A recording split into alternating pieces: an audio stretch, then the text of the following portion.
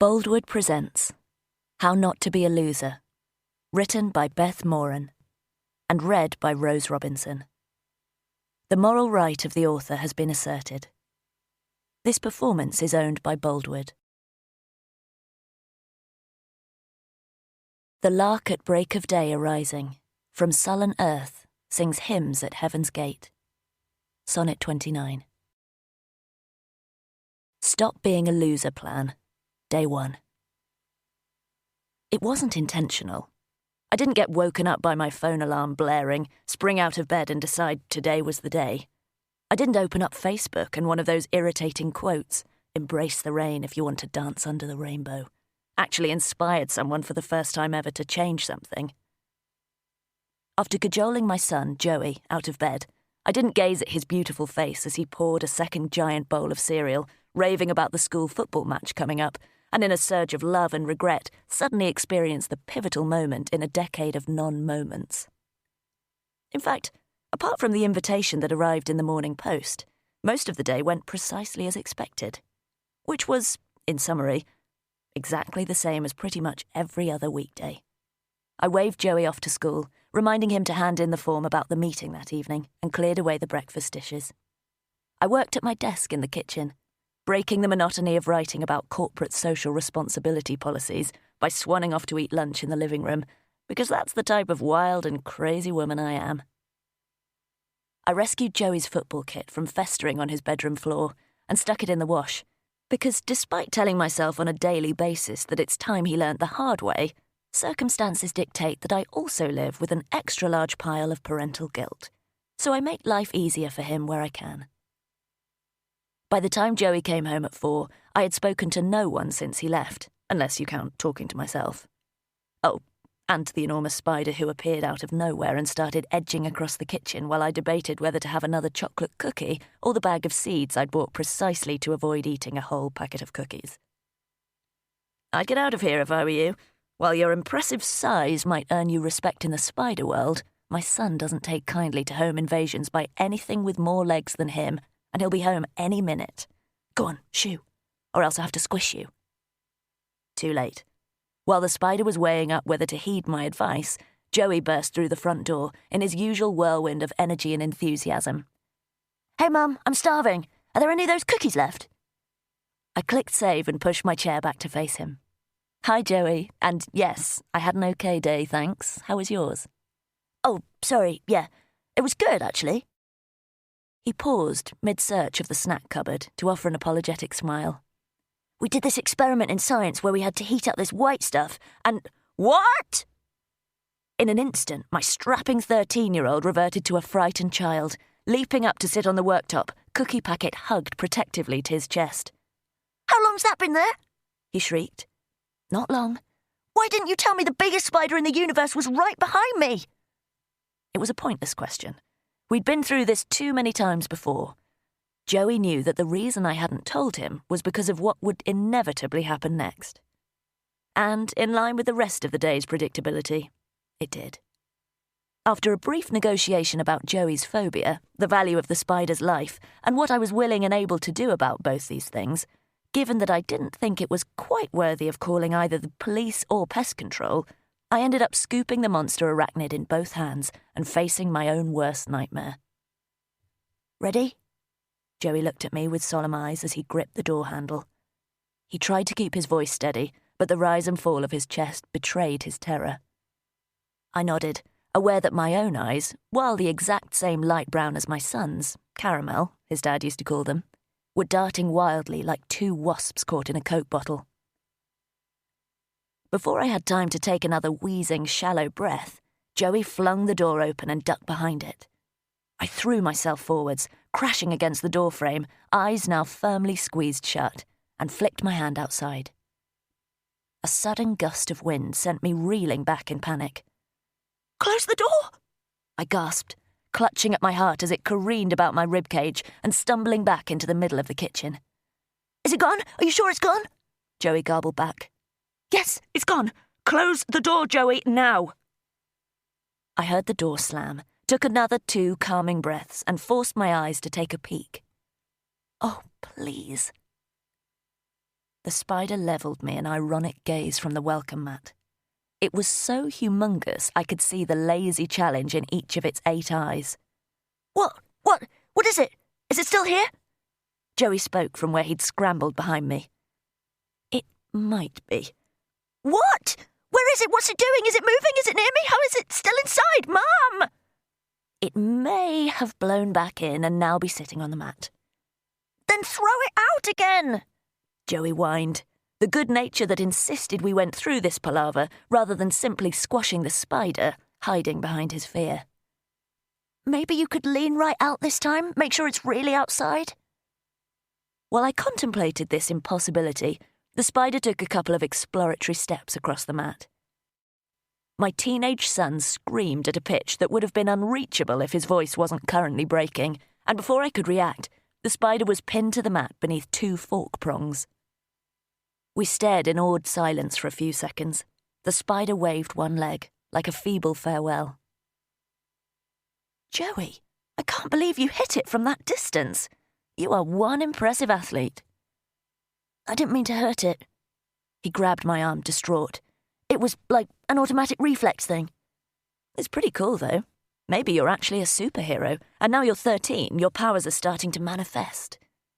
A superhero wouldn't murder an innocent life with a fork. They might kill a bug by accident while still learning to control their new capabilities. I put one weak arm around him, as the bug in question assumed the classic death curl, as best it could while stabbed in 2 places. You're still going to put it outside, aren't you? It's dead. Can't it go in the bin? No! Joey bumped against me beseechingly. I'll know it's there. What if it's not really dead and it recovers enough to crawl back out and drag itself up the stairs while I'm asleep, looking for revenge? What revenge? Poking you with its one remaining leg? Mum! I could post it out the letterbox. I didn't normally indulge my son like this, but I had my irrational fear. He had his. Really, Amy? Is it really irrational to be nervous about going into a world where people get run over, mugged, mocked, detained by security when they accidentally steal a packet of tampons? My anxiety leered. When it came to patience and understanding, I owed Joey a lifetime debt. He took one look at my face, then slumped away from me.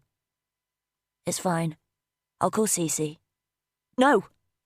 I fought to wrestle back the returning panic at the mere thought of opening the door again, and reminded myself that feeling like I couldn't suck in enough oxygen to survive didn't make it true. Give me a minute, and I'll put a cup over it. Then I'll throw it out later. What? My anxiety snickered in disbelief. Open the door twice in one day? You kidding me? You'd better call Cece. I'll do it before dinner, and I'll be in here working until then, so I can promise you it won't escape. If it tries, I'll grind it into dust with my bare hands.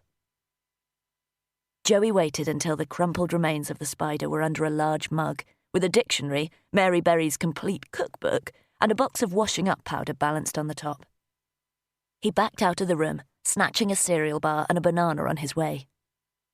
This whole family is completely unhinged, he pronounced, flipping from frightened child to all-knowing, melodramatic teenager the instant the danger was over, before thumping up the stairs.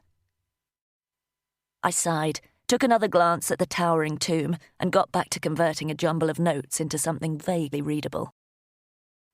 Once upon a time, a good day meant being the best in the world, appearing on television in front of millions of people, celebrating late into the night before catching a plane home to be met by cheering fans.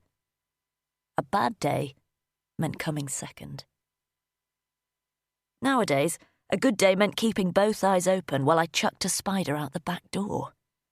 And as for a bad day meant that when my son's greatest fear intruded into his home, the one place on earth where he's entitled to feel safe, he was confronted with the truth that his own mother could not, or would not, protect him. Sometimes it takes just one terrible thing to finally force change after years of enduring the intolerable. For me, that day, it was an invitation, written on official notepaper. Even thinking about it made me feel as though I'd swallowed shards of broken glass. I saved the document I was working on and opened up the internet. It was time. An hour and a half later, I reluctantly shut my laptop and tried to refocus on getting dinner ready.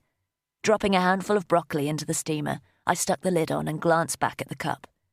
The thought of leaning outside to dispose of a spider corpse made my brain spin inside my skull. Moving the books, I wrapped the spider in a tissue and buried it under some carrot peelings in the kitchen bin. Yes, it was supposed to be time, but making the decision to research agoraphobia felt like more than enough bravery for one evening. Just reading about it on the internet had mentally exhausted me. A minute later, Cece marched in the front door. "Blowing up a storm out there? You should be grateful you're stuck indoors." I stopped, mid-poke of a carrot stick, and looked at the closest thing I had to a friend. Cece was flicking the rain out of her short grey hair, her down jacket and tracksuit trousers dripping onto the lino.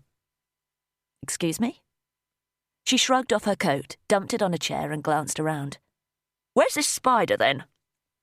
"What? Did Joey message you?" Annoyance exploded in my chest like an airbag. "He was worried you'd chicken out and sneak it into the bin." "I told him I'd sort it." I drained the vegetables, burying my guilty expression in a cloud of steam. "Joey," I called up the stairs, "dinner's ready." "So?" Cece took 3 plates out of the cupboard and started setting the table. "Can I reassure him it's safely outside, or shall I empty the bin first?" "Safely outside?" I snapped, just as Joey wandered in. "Joey, go and fetch the dirty pots down from your room." "But you said it was—" "Now, please." I closed the kitchen door after him and turned to Cece, who was lifting a tray of salmon out of the oven. "I apologise. Poor tone of phrase," she said, banging the tray on the table. "In answer to your question, no, you don't need to empty my bin, and I'm perfectly capable of reassuring my son. I don't need you acting as a go-between. I'm here to help, nothing more." "Can I come back in now?" Joey asked from the other side of the door. "I don't want to be late." I blew out a sigh, reminding myself of everything Cece had done for us, and all that I needed her to keep on doing, and shrugged. "I'm sorry. Once again, I appreciate your help." We ate dinner in awkward silence, and Cece left with Joey. She was taking him to a school start-of-the-year parents' meeting, because, if it hasn't already become apparent, I was a woeful failure as a parent. Or so I told myself as I changed into pyjamas before crawling under my duvet, the only place I could go to ease the weight of despair, frustration, and self-hatred for a while. A failure who needed another woman to care for her child outside of these 4 walls. A failure who never saw her son grinning as he accepted an athletics award, or riding his bike with his t-shirt flapping behind him, or wide-eyed with wonder as he explored, discovered, embraced this big wide world I was too scared to be a part of anymore. A failure who... Ping! Phew! My pity fest was interrupted by a message. Expecting Cece or Joey, because really, who else would it be? I fumbled for my phone and was surprised to see an unknown number. Curious, I wriggled out from under the duvet and read. "Amelia, I'm sorry for contacting you like this, but you didn't reply to my email." Damn it. How the hell did he get my number? I automatically went to click delete.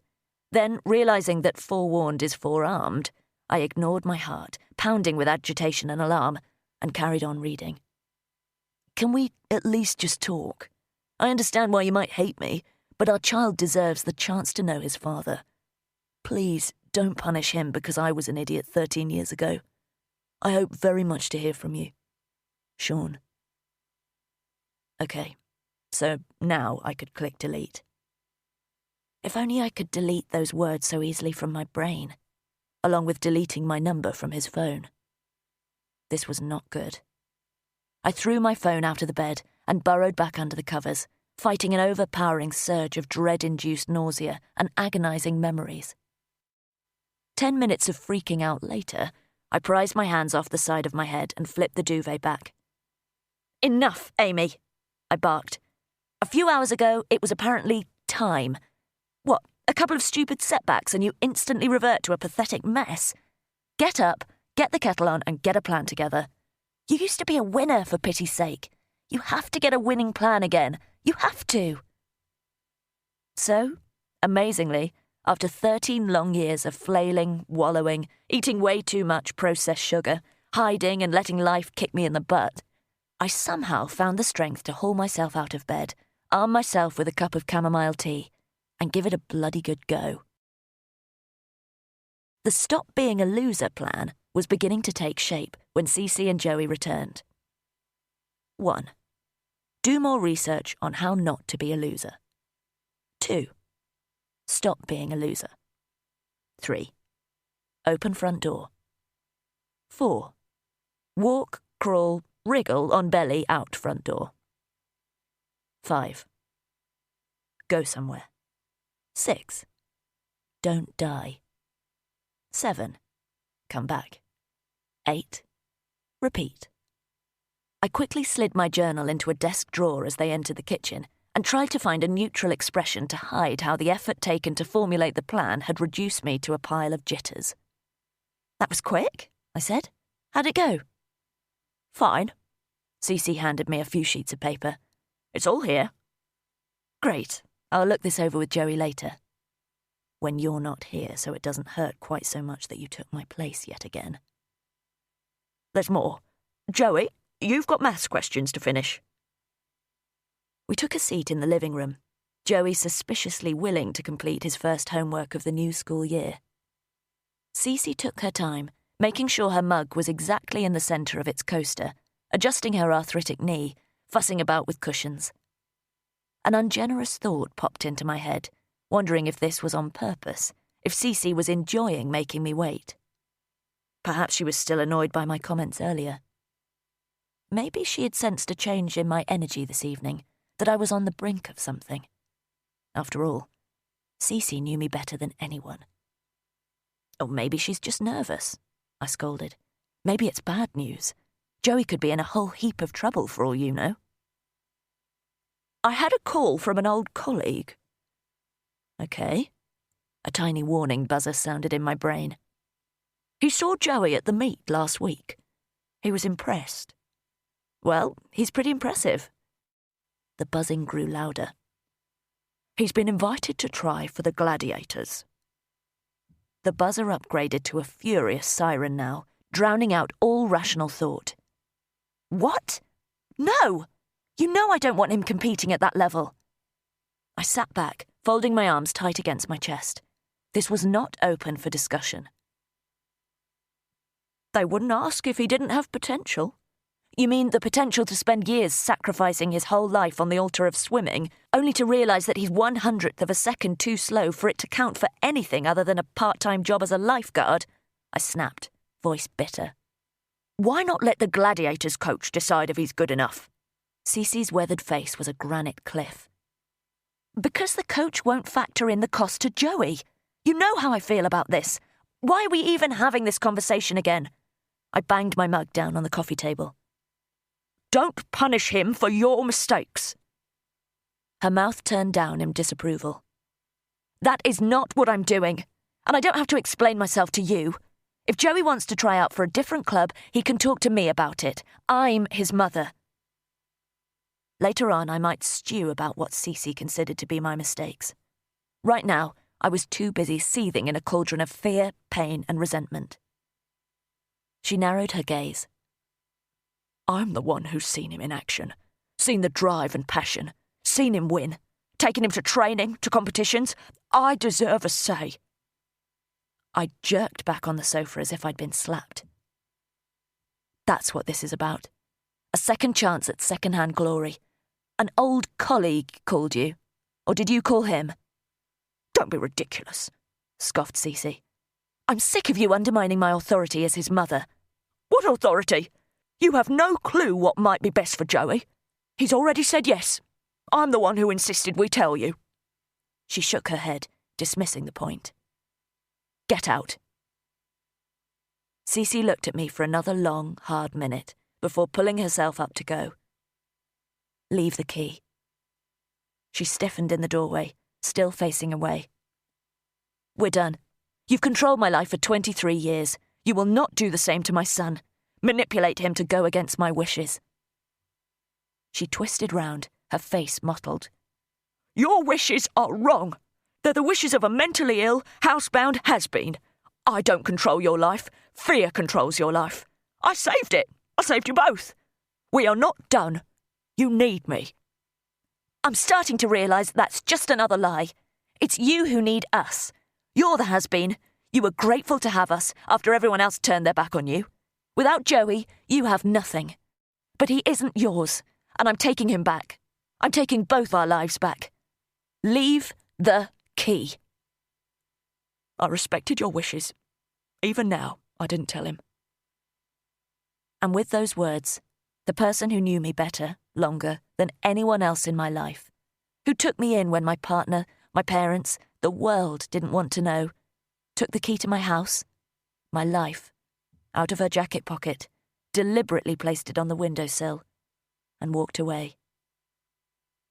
Feeling numb and weirdly detached from my body, whilst at the same time more grounded, more solid than I had done in years, instead of crying or raging, I simply stared at the carpet for a long, long time and wondered what on earth we were going to do now. I found Joey huddled behind his laptop. Here, swapping his laptop for a mug of hot chocolate, attempting to ignore my internal stampede of multiple deep, dark issues, I wriggled beside him on the bed. I'm sorry. Tears hovered on his eyelashes. I wanted to tell you. I leant in and rested my cheek on the top of his head. I'm sorry too. I shouldn't have made you feel you couldn't talk to me. He nodded, his soft blonde hair rubbing against my skin. Will you tell me about it now? You always say your problems mustn't stop me trying stuff, or doing what I want to do, and I want to try out for the Gladiators. He caught a tear that spilled over onto his cheekbone. But I knew if I asked, you'd say no. Oh, Joey. I wrapped my arms as tightly as I could around the torso I'd watched broaden into swimmers' shoulders over the past year, and reminded myself that this wasn't about me. It must have been rubbish, keeping something so exciting from me. Yeah. I'm worried Cece might have persuaded you to want this, without being honest about what it would actually entail. Do you really want to be swim training 5 or 6 days a week, often twice a day? You'd have to stop football and cricket in the summer. Joey wiped his nose on his hand. I'd rather be swimming than anything else. When I'm swimming, it's like, I don't know, I forget all the other stuff going on. I feel free of everything. I feel invincible, like I'm flying, like I really am a superhero. I understand, believe me. I understood so hard, it was a searing ache in my chest, a burning behind my eyes. But why not carry on with the Brooksby team? Once you start training at Gladiators level, it's really hard to keep that feeling. It becomes about split-second timing and practicing until your arms nearly drop off, and teammates being rivals because only the very best will make it to nationals. It's never being satisfied, always being pushed and pressured to be good enough. But I am good. That's why it's awesome. This is my thing. Mum, I'm faster than every person in the club. I can beat everyone in our league without thinking about it. I want to do even better, to learn more, to be the best I can be at this, to see if I can be really good. He sat up and looked at me, eyes wide, mouth trembling. What if I could be really good? You said I'm an athlete. I have to at least try. I took his hand and gave it a squeeze. It's getting late. We need to talk some more about this, after I've had a think. But let me finish. I've heard you, Joey. I understand what you're saying. You know I love you and I want the best for you. If that were true, you'd let me try. Like I said, we'll talk tomorrow. But I promise you we'll make any decisions together, you and me. Now, finish your drink and get some sleep. As if that was going to be possible for either of us, after the day that changed everything. Stop Being a Loser Plan. Day 2. Come on, Amy. Remember when you used to be a winner? It was 7 o'clock. I'd watched the minutes tick by through most of the night. Dozing had only led to jumbled dreams, ripe with yearning. The echo of the whistle, the exhilaration of the first dive, followed by the silent cocoon of water for that sweet moment until I burst up into the real world again. The tug of a swim cap, lungs near exploding, muscles on fire, heart hammering as I strained to outswim the arguments bouncing off the tiled walls. The disappointment and the 50-metre lane that became my prison. I had been a winner once. Funny how the memories still floating in my subconscious were all about losing. I pressed at the ache in my temple, took a deep breath, and in some vain attempt to outrun what I was about to do, skidded out of the bedroom, tumbled down the stairs and threw myself at the front door. As I hauled back the bolt, which felt as though it weighed 20 kilos, my slippery hands grappling with the key, the panic caught up with me, freezing my fingers on the door handle. I remembered how I used to block out everything but my goal, shut off pain and stress and exhaustion and will my body into submission. So, I ordered it to open the door. Begged, pleaded, wept. Wrestled to overrule the paralysing fear clawing at my throat, whirling behind my eyes, screaming at me that I was dying, that if I opened the door 1 inch I would be destroyed. It's a panic attack, I whispered to myself, even in the grip of it, still aware of Joey sleeping upstairs. You'll be okay. You're not dying. It's just your crazy brain. You will be okay. Open the door. It's okay. Still my hand gripped the handle as I curled round into myself and slumped to the floor, arms sticking awkwardly behind me, refusing to let go. My whispers now punctuated with rasping sobs. It's okay. Just open the door. Open the damn door. My traitorous, stubborn, cowardly hand did not open the damn door. When I had finally managed to claw myself back together, I got a bleary-eyed boy out of bed and off to school, reassured by the bounce in his step, as I watched out the living room window to see him jogging up to the gangly gaggle of boys waiting across the road. I showered, cried, forced down a mug of coffee, opened a couple of bills, remembered the glossy invitation, and cried again. I felt as though I was being wrenched apart inside, one half desperate to take these first steps towards finally recovering my health, my freedom, and some measure of control. The other part of me was, quite simply, terrified. Scared, alone, and utterly beside herself at the risk of facing the world again. I dragged myself through 3 hours of turning rambling drivel into what would hopefully be a successful tender for my current client, a storage company, and cut myself a quarter of a carrot cake. Plopping down at the kitchen table, I stared at the cake, looked down at my ex-world champion thighs, now flabby and blobby and weak, like my heart. Twanged the extra inches dangling beneath arms that were once solid and strong, powerful and resolute. I was 32 years old. I felt about 102. What was I going to do? Would the fear or the hope win? Closing my eyes, I took a deep breath in and threw the cake in the bin, for starters. When Joey arrived home, I was in the living room. He hacked about half a loaf of bread into a gigantic cheese and turkey sandwich, surprised that for once I didn't join him in eating the other half, and threw himself down next to me in front of a cardboard storage box that took up most of the coffee table. "What's this?" he asked. "This is the real reason I'm scared about you joining the gladiators." He took another bite of sandwich. "Cece told me you nearly drowned. That's why you hate me swimming." "I don't hate you swimming, and I couldn't drown if I tried." Opening the box, I let Joey remove the first object, unwrapping the thick blue velvet. "A medal." He glanced up at me, eyes lighting up. "What's it from?" Peering closer, he read the wording. "FINA World Swimming Championships." "What? Is this a gold medal? Where did you get it from?" "I won it." Joey's eyebrows shot up into his fluffy blonde hairline. He jerked his head to look at me, then back at the medal. Back up, then down again. "No way!" Reaching into the box, I passed him a newspaper clipping. Piper Pip's competition to bring home the gold. Joey scanned it greedily. He looked back at the medal, up at me, his grin a perfect mirror image of the one on the face of the girl in the photograph, although her hair was chestnut. "You won the World Championships for 400-metre freestyle! In Moscow! And a silver in the medley. Why didn't you show me this before?" He delved into the box, glancing at other articles, certificates, medals, and a couple of trophies. "You were a world champion swimmer! Why would you keep that a secret? Why is this stuff in a box, not on the shelf? Why does that mean you don't want me to swim when you won? I can't believe this!" Of course he couldn't.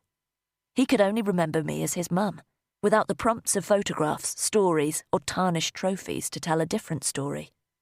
After all, this mum hadn't left the house in 2 years, 3 months, and 19 days.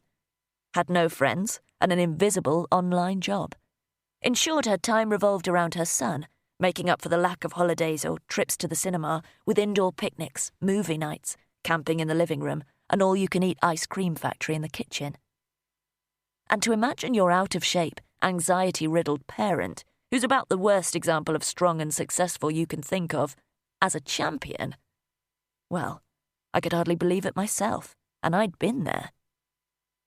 "Who's this?" Joey pointed at a photograph of me at the side of the pool, arm around another woman with cropped brown hair, both our faces exploding with joy. I quirked one eyebrow at him. "That's Coach Coleman, known to her squad as Cece." "What?" "Cece got me to the championships." "Is Coach Coleman not coming for dinner?" Joey asked a couple of hours later, getting out plates as I stirred a jar of pasta sauce into some penne. He'd been totally absorbed by the contents of the box, forgetting for the moment how my past career had impacted his current situation. "No." "But I want to ask her about it, what you were like, how you trained." "I've asked Cece to give us a bit of space for a while." Does forever count as a while? Joey took his pasta, looking at me for an explanation. I sat down opposite him. "I've decided it's time to start facing up to my issues. I want to be a proper mum. Be able to chuck a spider outside, go to your school meetings, go out for the day, watch you compete." "Mum, you're sweating even talking about it." "But I'm talking about it. That's one step better than yesterday. And, well, I think having Cece around to do things for me isn't helping. I kind of need to sink or swim with this." "Well, that's good then, isn't it? No way you're going to sink." Joey grinned, then paused with a forkful of pasta halfway to his mouth. "It'll be weird not having her around, though." It would be more than weird. I could barely remember life without Cece. Try panic-inducing, grueling, lonely, impossible, liberating. We ate for a while, contemplating what might happen if I actually swam. It felt good to get the words out there. Good, but equally horrifying. "Are you angry with Cece about the trial?" Joey poked at the remaining pieces of pasta on his plate. I took a slow drink of water. "Honestly, I am a bit. Cece was my coach from when I was 10. I spent more time with her than anyone, even my parents. She told me what to eat, when to go to bed, how to train. She disapproved of any distractions, so I stopped piano lessons. She banned boyfriends, parties, even restricted exam revision. It sort of created a pattern. She made the rules, took all the decisions, and I went along with them. And then, when we lived with her, it just carried on. You know she's got no family, and coaching was her life. I don't need a coach anymore. And even though she retired soon after I stopped competing, I don't think she knows how to be anything else. It'll be good for her to have a chance to think about herself for a change. Maybe find a hobby and make some friends. And if we're going to find a way for you to take swimming more seriously, I want it to be with someone who can find a better balance so that it won't end up taking over." "But isn't she the best at getting someone to be a winner, I mean? Won't I need someone to tell me how much to train?" "She definitely used to be one of the best. But if you did join the Gladiators, then you'd need to listen to their coach. And hopefully, in a way, that means you can be a winner your whole life, not just for a few years in the pool.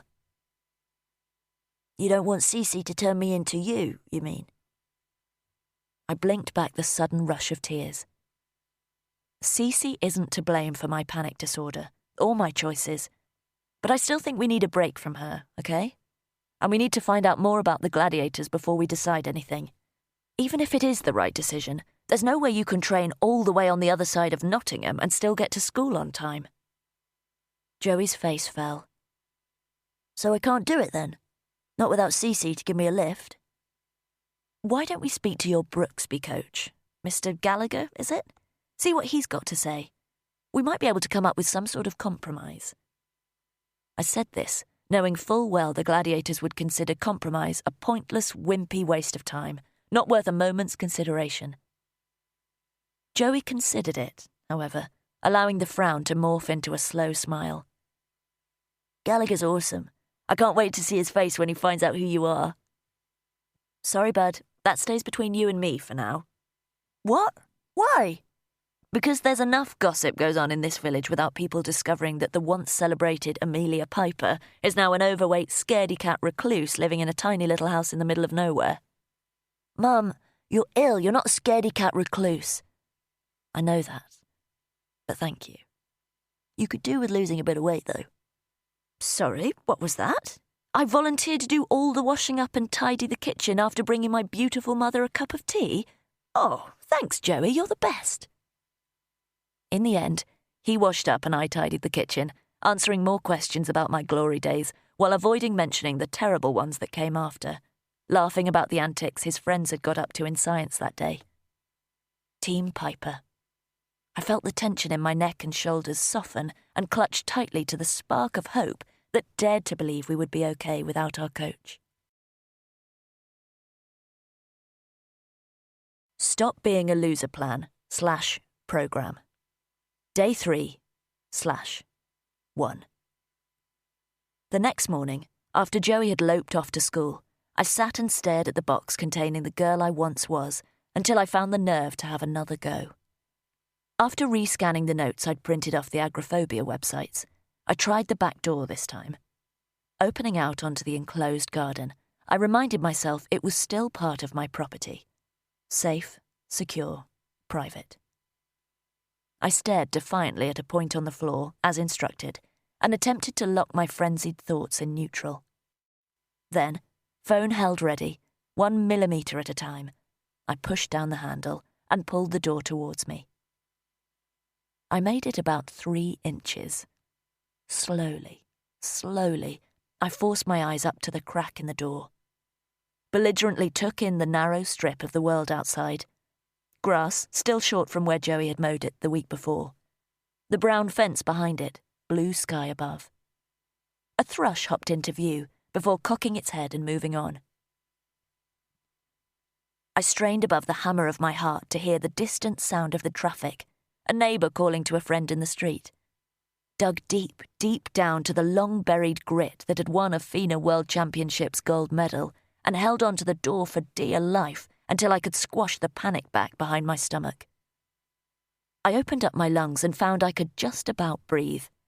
I even counted to 10, resisting the mounting pressure until, like a flood, the panic burst out again. I clicked my phone, slammed the door, span around and collapsed on the mat, whimpering like an animal. I glanced at the phone. 11.25 seconds, a personal best, I gasped. And yes, while the time to beat had been 0.00 seconds, it was a start. And doing what it took to beat my personal best was something I could be extraordinarily stubborn about. I opened a new note app on my phone and tapped in the time and date. This was it, day 1. Watch out, world. Here I come. It all seemed so obvious now.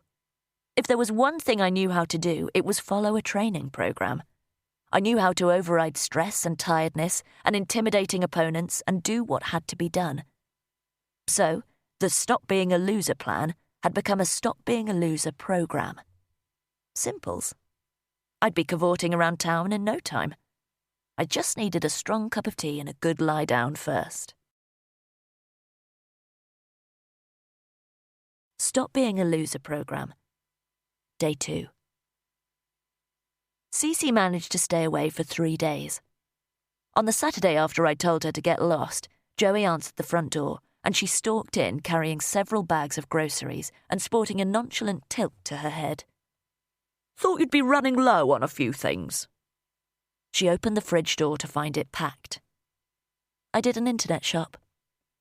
"Oh, well, no need for that." She creased her brow, disapproving and perturbed. "Maybe not, but I did it anyway." I turned away, closing my eyes and silently counting to 10 through gritted teeth. "Risky business, online shopping. A stranger fingering your fruit, palming the old veg off on you, replacing organic granola with chocolate puffs of air as a substitute, and what a waste of a delivery fee." I ignored her, adding a grating of parmesan to the risotto I'd cooked. "What am I meant to do with all this, then?" she asked. "I don't know, Cece. Return it, eat it yourself, donate it to the food bank?" I nodded at Joey to set the table. "Rather ungrateful." "I've told you it's time I did my own shopping. Now, seeing as you're already here, are you staying for dinner?" "I will, thank you." The frown deepened. "Then let's change the subject." I talked a big talk, all cool and calm and collected, standing up to the woman who'd domineered me for so long, pretending that asking her to give the key back didn't mean I meant to cut off all contact altogether. But, oh my goodness, as Cece and Joey chatted about the football season, his history project, how the heck she'd never mentioned the tiny matter of his mother being a world champion swimmer, my hands shook so hard I could barely scoop rice onto my fork. At 18 years old, my life consisted of 3 things: swim, sleep, show up and smile. The Athens Olympics were fast approaching, and I was the only hope the UK had of a woman winning a swimming gold medal since 1960. My manager and agent, once known as my parents before being infected with the fame bug, were treating the run-up to the Games like an American presidential campaign, doing whatever they could to stir up media interest in between training sessions.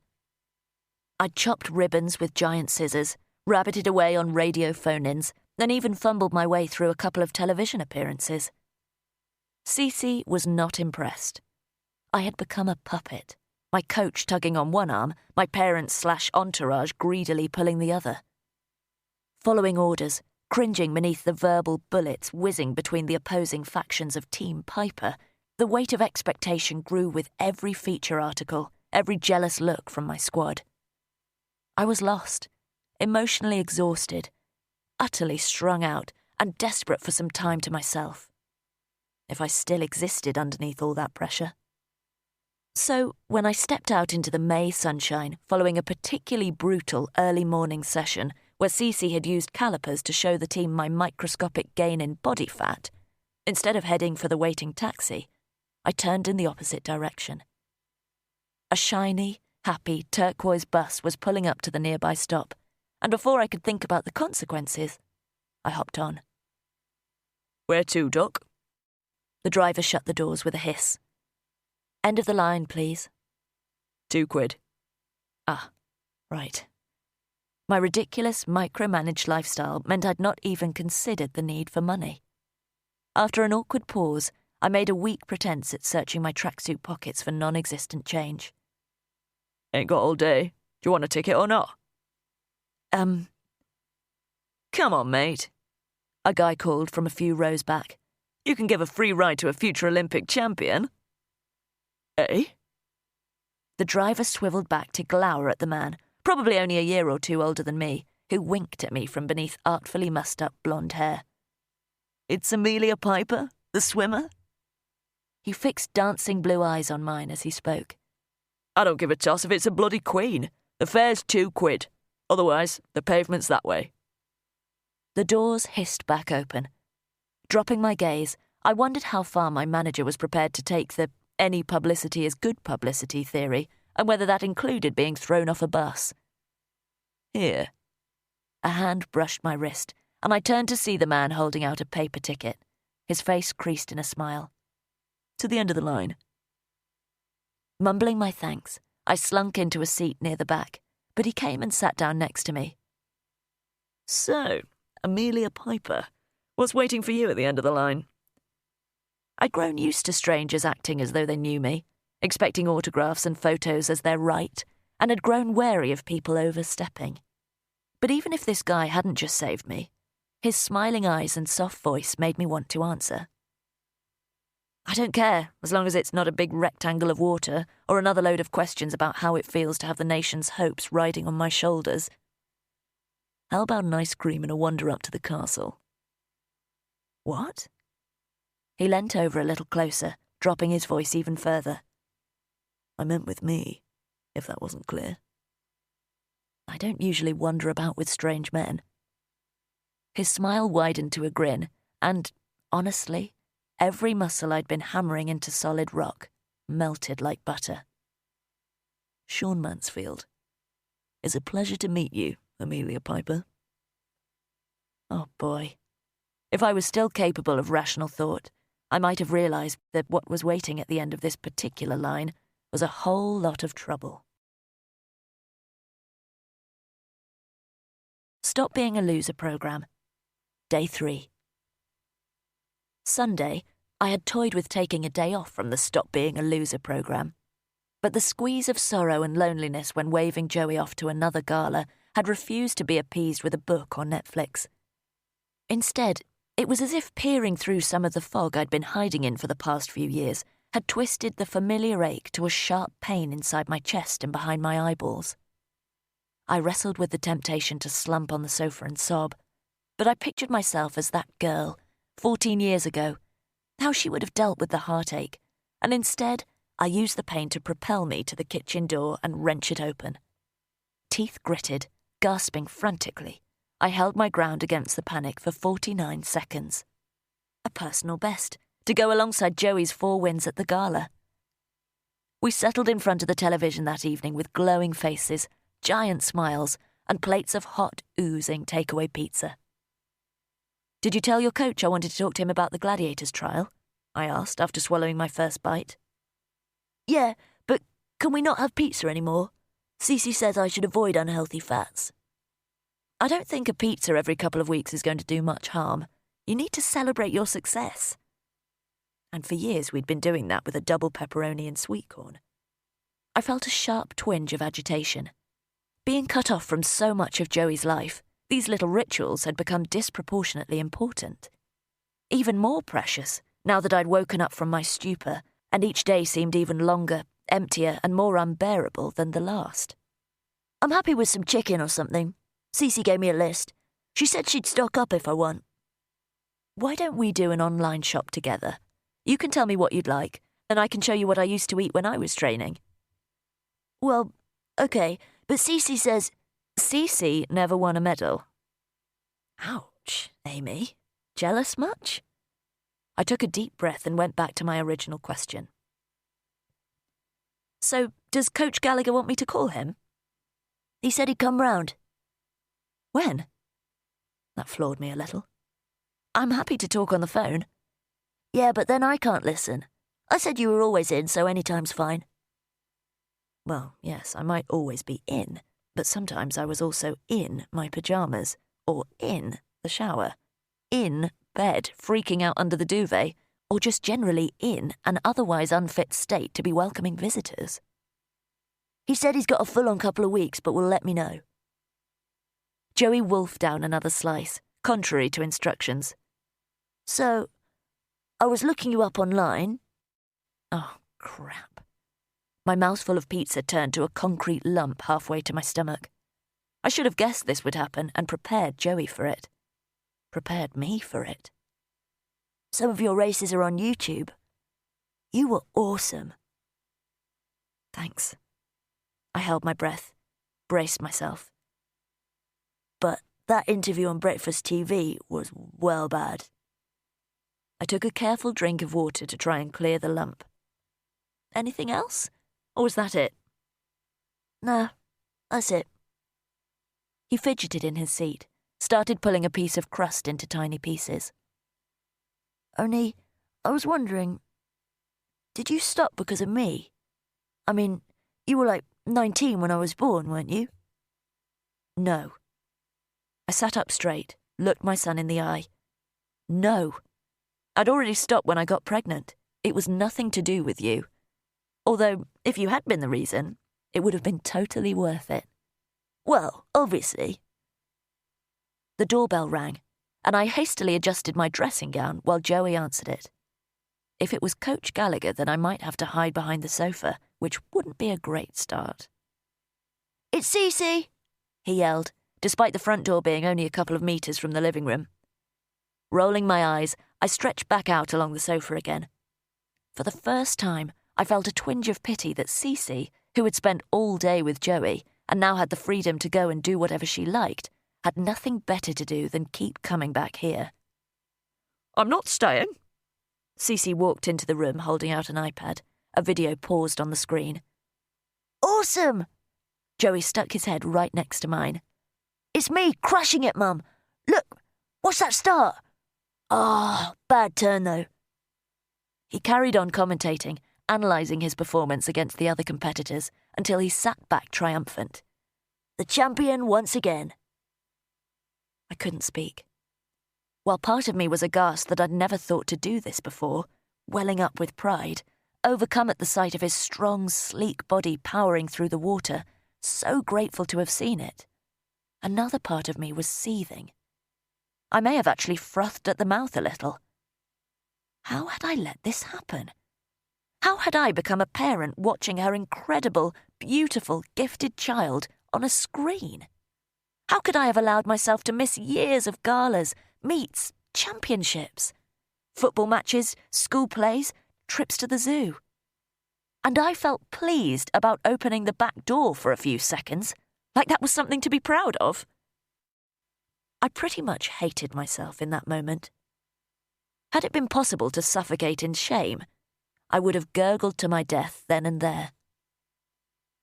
"Mum, are you okay?" Joey peered at me. "You're doing that gladiator's trial, and I'm taking you." "Yes!" He fist-bumped the air and flipped off the sofa, sprinting out of the room to do a victory circuit of the house. Cece frowned. "He can't be worrying about you losing it poolside. I'll take him." "Over my dead body." "Might well come to that," she muttered. "Excuse me?" I stood up, my anger swivelling round to lock onto a new target. "Nothing. I'm just being realistic. Anyway, you need to sign this." She pulled a form out of her pocket and handed it to me. It was a consent form for an inter-school athletics tournament. "Why do you have this?" "He got it Thursday.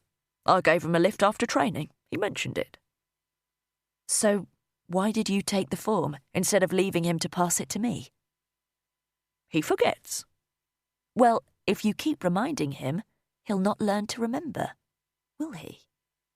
Cece ignored me, staring out of the window instead. "How often are you giving him lifts?" I asked. "It was raining." "How often?" "Why, is it a problem?" Cece barked. "You've been happy enough with it the past 13 years. "Because it's not just giving him a lift, is it? It's keeping hold of his letters and telling him what to eat. You know how precious our post-win pizza is. That's why you happened to call in when you knew we'd be in the middle of it." "I'll go then." "I think that'd be best. And next time, call before you drop in to check if it's convenient. Even better, find something else to do so you can stop obsessing over our lives and get one of your own." Since taking me in, Cece had gone above and beyond in treating me like the child she'd never had. The problem was, above had become too much, and beyond now felt too far. I wasn't a child, and if she couldn't get that, I had to redraw the boundaries, even if it did feel like ripping the bandages off a gaping, raw, anxiety-riddled wound, leaving it exposed to all sorts of infections and further trauma. Cece, face taut, silently handed me another couple of school letters and then left. One about uniform, another to inform parents that a black car had been seen parked outside the school gates on several occasions, with the driver appearing to watch the children. While there was no indication that the occupier intended any harm, pupils had been told to report immediately to a teacher if the person approached or tried to speak to them. sea? My anxiety sneered. Out there is dangerous, full of evil people and trouble waiting to happen. How are you possibly going to manage this on your own, without Cece? Are you crazy? You should ditch this stupid program before... Oh, shut up! I threw the letter in the recycling. Later on that evening, I pulled a chair up to the window and watched the stars for a while. Blotting tears on my cardigan sleeve, I cranked the window open and leant out into the night. I sucked in the forgotten scents of earth and trees, letting the faint whiff of smoke linger in my nostrils. I pushed my face into the gentle breeze, eyes closed as it caressed my skin, seductive and intoxicating. I hung there for a while, the crisp September air conjuring 1,000 memories of late summer nights stretched out on picnic blankets, skinny dipping in a moonlit lake with my squad, the prickle of damp grass under my toes as we ran for home. Over the past few years, I had mentally and emotionally shrunk to fit a life behind four walls. Survived by making the best of things, banishing any thoughts or dreams of outside as much as possible, avoiding total breakdown through focusing on what I had, where I was, not what I was missing. But things were changing. The quiet of the night wooed me with the promise of safety beneath its thick canopy.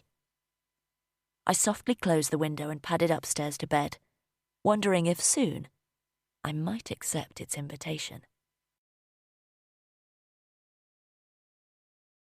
Stop Being a Loser program. Day 4. Monday was a bad day, riddled with anxious thoughts about a million things. I whittled through my work, trying to ignore the shadow of shame on my shoulder. I was feeling small and scared about the enormity of the challenges ahead and crushed with the grief of what I'd lost. I needed to recognise how awful my life had become to keep going forwards, but at the same time that was gut-wrenchingly painful and left me feeling desperately exposed. My fracturing relationship with Cece meant that my security was crumbling away too. Without her, I felt lost and alone. And to add to all this was the guilt. Cece had taken me in and then spent all these years helping us, being there. We'd become family. Was it right to suddenly change the rules, start putting limits on her time with me, and more importantly, with Joey? Perhaps I was kidding myself, saying it was for her good as well as ours to move the boundary lines. Should I try harder to work things out, see if she could help me with the program instead of assuming she'd sabotage it? The trouble was, I had no idea. No clue how healthy, functional families worked. And right then, I had neither the energy nor the strength to try to figure it out. That evening, I held the door open for 3 seconds before slamming it shut in a fit of panic. A new personal worst. Stop Being a Loser program. Day 5. Joey watched me over the top of his breakfast bowl. You look well rough. Thanks, I've not washed my hair yet. No, I don't mean that. Are you sad? I had a setback with the program yesterday. I sloshed some coffee in a mug and came to sit opposite him. He tipped out another half bowl of cereal. So, what did you do when you were swimming if you had a setback? You didn't give up, did you? I sighed. I set the alarm for 15 minutes earlier, trained harder, stayed longer, made sure it didn't happen again. There you are then. I had planned on working late that evening. My client had changed their mind about how they wanted to address the contract they were hoping to win, and the deadline was zooming up fast. The boss of the tender company I freelanced for only tolerated me missing client meetings and training days because I reliably produced good work on time. Maybe I would manage a meeting soon, but in the meantime, I was heading for an all-nighter. A few minutes after 5, my phone rang. Amy? It's Lisa, Ben's mum.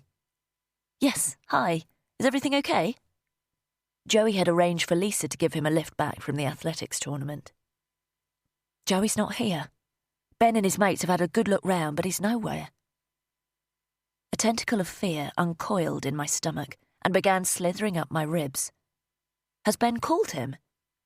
It goes straight to answer phone. Sounds like the battery's run out. He left the changing room before Ben and no one's seen him since. The teachers are looking. I'm sure he'll turn up any moment. I just wanted to let you know, given that letter we had about the strange bloke hanging around. The tentacle reached my brain, clamping a sucker on so hard I couldn't think. I tried to remember where the tournament was, how far away. Could I get there? For Joey? Could he have forgotten he was coming with me? Got a lift with someone else? Most of the other parents are still here, but we could send a text out. Thank you. Yes, that's probably a good idea. I could call a taxi, ask Lisa to come and fetch me, pace the streets until I found my boy. I could do that, couldn't I? Should I come down, help look for him? As if should would make any difference. Lisa hesitated. She knew full well I was the crazy lady who never left the house. No, it's fine. There are more than enough people looking here. You'd better stay there in case he turns up at home. Right. I'll keep you posted. I'm sure he'll appear in a minute and we'll feel like right wallies for worrying. I mean, that dodgy car was at Brooksby School. Lisa, God bless her, called me back every 10 minutes. However, the initial surge of hope every time the phone rang was swiftly replaced with increasing anguish. The school grounds had been searched top to bottom. On the third call, having recovered my voice, I asked to speak to Ben. Hey, Ben, did Joey seem okay today? I mean, had anything happened that might have bothered or upset him? Did he do okay in his events? Yeah. Ben's voice was huskier than last time he'd been round for dinner. I couldn't tell if it was his age or anxiety. The teacher's already asked me, but he was just usual, you know. He was laughing when we came in to get changed. He said he'd see me in a bit when he left. You're sure? You know, it's really important to be absolutely truthful. If there's anything, even the tiniest thing, it might help us find him. If Joey's in trouble, or... No, Joey's never in trouble. It's nothing, honest. By 5:45, I started to consider if something genuinely terrible had happened. Instead of panicking me further, I fell into a surreal state of numbness, mentally listing the possible scenarios. Joey was strong, nearly 6 foot now, and loud. Surely someone would have heard him if that man had tried to take him, seen him struggle. It goes without saying that being stuck at home had never felt as hideous as watching the minutes tick by between Lisa's updates. How could I be here, pacing up and down my living room, and leave other people to find my son? People who liked Joey, some who even cared about him, but none who loved him enough to quite happily rip out her own heart if it meant he was okay. Yet not enough to open a door and start looking for him yourself. And that brutal thought was enough to try calling the only other person who felt anything close to my pathetic, impotent love. The one who had rocked him to sleep in the middle of the night when I was too exhausted to walk straight anymore. Who had stood by my side as we waved him off into the classroom on his first day of school. Who had introduced him to the love of his life in the Brooksby pool before he could walk. I gripped my phone and dialed Cece's number. What is the point of having phones if no one effing answers them?